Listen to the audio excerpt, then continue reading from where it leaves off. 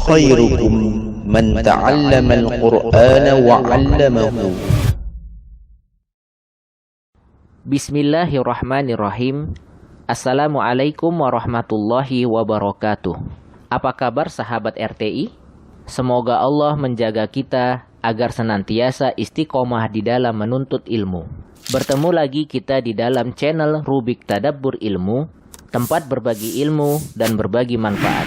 Pada pertemuan yang lalu, kita telah membahas sifat lazimah atau sifat yang senantiasa melekat pada huruf pada bagian sifat mutadodah, yaitu yang memiliki lawan. Kita telah membahas sifat hams dan jahar, yaitu sifat yang berkaitan dengan mengalir dan tertahannya nafas. Pada sesi ini kita akan membahas sifat yang kedua dari sifat mutadodah, yaitu sifat syiddah, rokhawah, dan bainiyah. Sifat ini berkaitan dengan tertahannya dan mengalirnya suara. Yang menjadi catatan penting dari pembahasan hari ini dengan ulasan sebelumnya, bahwa kita harus dapat membedakan antara mengalir dan tertahannya nafas dengan mengalir dan tertahannya suara. Agar kita faham, mari sama-sama kita saksikan tayangan video ini hingga akhir, agar kita dengan jelas dapat memahaminya. Wallahu a'lam. Bismillahirrahmanirrahim. Assalamualaikum warahmatullahi wabarakatuh. Alhamdulillah wassalatu wassalamu ala Rasulillah wa ala alihi wa sahbihi wa man ittaba'a huda wa ba'd. Sahabat Quran, kembali kita bertemu dalam pembahasan ilmu-ilmu tajwid atau tahsin, dan insyaallah pada sesi kali ini kita akan membahas sifat al-mutabodah yang kedua ya. Sifat al-mutabodah sebagaimana kita ketahui ada 5, dan yang menjadi lawannya ada 5, dan ada satu sifat yang menjadi sifat pertengahan. Nah, sahabat Quran, pada sesi kali ini kita akan membahas sifat yang kedua dari kategori sifat al-mutabodah atau sifat yang memiliki lawan, yakni sifat syiddah, dan yang menjadi lawannya ada sifat rokhawah. Kemudian nanti ada sifat pertengahan, yakni sifat bainiyah atau tawassut. Baik, sahabat Quran, sifat syiddah adalah maknanya tertahannya aliran suara. Hurufnya ada 8, yakni hamzah, jim, dal, qaf, qa, ba, kaf, dan ta. Ya, para ulama membuat singkatan supaya kita lebih gampang dalam menghafalnya.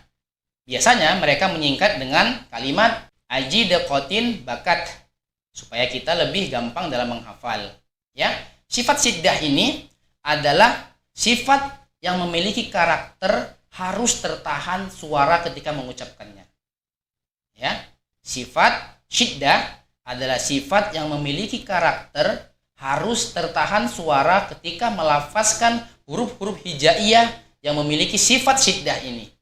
Contoh, misalnya ketika kita menemui huruf jim, seperti pada lafaz hajja, maka kita harus melafazkannya dengan menyempurnakan sifat syiddahnya. Jangan sampai kita melepaskan aliran suara kita atau mengalirkan suara kita ketika mengucapkan huruf jim. Misalnya hajja, jangan sampai dibaca hajja, hajja. Kemudian contoh misalnya seperti huruf ba pada lafaz robbi, robbi, jangan sampai robbi, ya. Kemudian contoh lainnya seperti huruf dal pada lafaz yaumiddin, jangan sampai kita mengucapkannya yaumiddin. Nah, jangan sampai ada terkesan huruf-huruf yang memiliki sifat syiddah ini mengalir suaranya. Seperti itu ya. Nah, kemudian sifat syiddah ini memiliki lawan yang disebut dengan sifat rokhawah. Rokhawah kebalikan dari syiddah. Nah, huruf-huruf sifat rokhawah ini ada 15 huruf.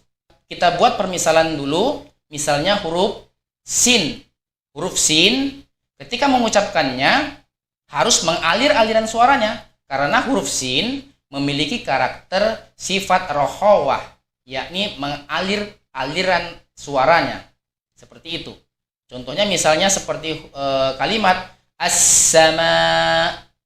Jangan sampai kita membacanya dengan as-sama. Ya, mentok. Ini tidak boleh. Huruf-huruf rokhawah harus dialirkan suaranya. As-sama. Misalnya contoh lain, huruf rokhawah itu ada misalnya seperti huruf ghain. Ghain pada lafaz maghdubi alaihim, ya. Jangan sampai kita membacanya mentok atau syiddah, makdu. Nah, ini keliru ya. Keliru. Jadi huruf ghain karakternya atau sifatnya memiliki sifat rokhawah, yakni mengalir aliran suaranya. Jadi ketika mengucapkan huruf ghain, kita harus mengalirkan suara kita. Meldu. Jangan sampai makdu. Seperti itu. Misalnya seperti lafaz waladdallin. Pada huruf dot, ya, huruf dot juga memiliki sifat rokhawah, yakni mengalir aliran suaranya. Jadi jangan sampai kita membacanya dengan syiddah atau mentok, ya. Tidak boleh membacanya walad do, tetapi harus mengalir suaranya sebagaimana dia memiliki sifat rokhawah. Waladdallin.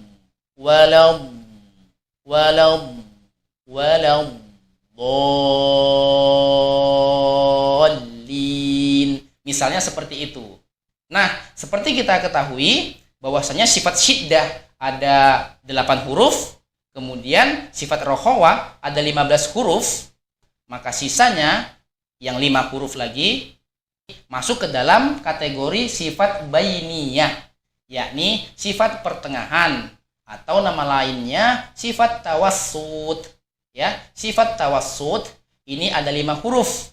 Apa saja hurufnya? Yakni lam, nun, ain, mim, dan ro. Para ulama menyingkatnya menjadi lin umar supaya kita gampang dalam menghafalnya, ya. Lin umar, lam, nun, ain, mim, dan ro ini memiliki sifat pertengahan di antara syiddah dan rokhawah. Sahabat Quran, sifat syiddah seperti kita ketahui, sifat syiddah adalah tertahannya suara, dan yang menjadi lawannya adalah rokhawah, yakni mengalirkan aliran suara. Maka sifat bainiyah atau tawassut ada di pertengahannya, tidak terlalu tertahan, tidak terlalu mengalir suaranya, seperti itu. Jadi kira-kira setengahnya aliran suara rokhawah, seperti itu. Misalnya kalimat misalnya seperti huruf lam. Huruf lam pada lafaz alhamdu, kita harus membacanya dengan bainiyah, yakni mengalirkan aliran suara kita setengah dari rokhawah. Alhamdu. Tidak boleh terlalu syiddah. Alhamdu. Tidak boleh juga terlalu rokhawah. Alhamdu. Tetapi pertengahannya, ya, kira-kira setengahnya aliran suara rokhawah. Alhamdu. Kemudian contoh misalnya lain seperti huruf mim. Mim dan juga nun memiliki sifat bainiyah, maka kita membacanya juga harus pertengahan, tidak boleh terlalu syiddah atau tertahan, dan juga tidak boleh terlalu rokhawah atau mengalir.